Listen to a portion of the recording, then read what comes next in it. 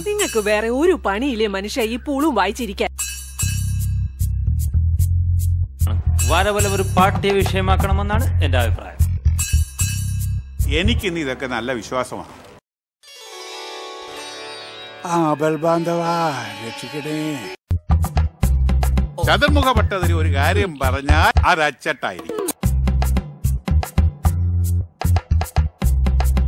ഇതൊക്കെ ഒരു ശാസ്ത്രമാണ്. ഇന്നെന്തോ പറ്റി സംസാരത്തിനൊരു മയം? അന്നത്തെ വാരഫലത്തിൽ കറുപ്പ് എനിക്ക് നല്ലതായിരുന്നു.